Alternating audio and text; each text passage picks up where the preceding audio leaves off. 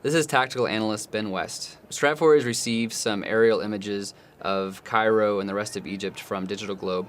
We're going to take a look at 6 pictures to see how the Egyptian military is responding to this crisis.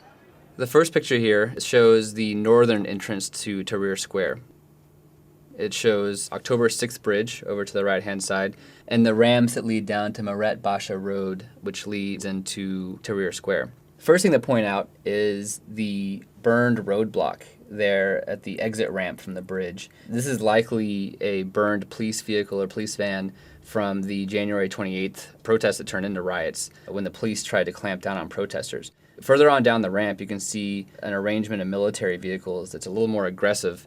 This is a more physical blockade of the road. If you look at that closely, you can see that there's no way that a vehicle could get through that. Especially when you compare to the tanks closer to Tahrir Square. These tanks are arranged a little more loosely. This isn't an actual barricade. This is just a presence to make sure that things don't get out of hand. The next slide shows Imagery Square. Imagery Square is in northern Cairo, actually just about a mile north of the presidential palace. This explains why we see so many military vehicles. You can see 4 tanks on the top of the square and a number of armored personnel carriers at the bottom of the square, and relatively few protesters. The reason why we're seeing so many military vehicles here and not so many protesters is because this is so close to the presidential palace. The military has really been trying to close off entry routes into the presidential palace, making sure that protesters can't get there and cause problems. Further outside of Cairo is Cairo International Airport. This is about 7 miles northeast of Tahrir Square. If we zoom in to one of these images here, we see a highway intersection where we have 4 tanks that have been posted up along those highways. Again, these tanks, you can see, they aren't blocking the road. Traffic is flowing pretty freely. People are out in the streets. But these tanks, they are a presence.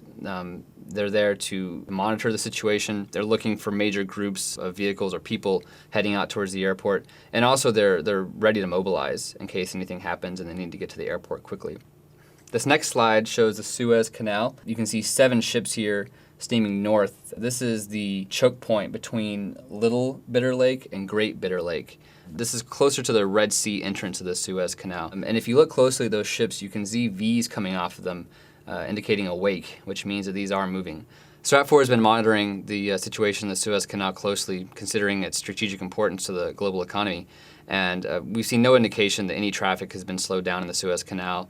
It's been reported to be running smoothly, and this image here is a good indication of that. Finally, this last slide is the Suez refinery located in the town of Suez along the Red Sea, just at the entrance of the Suez Canal.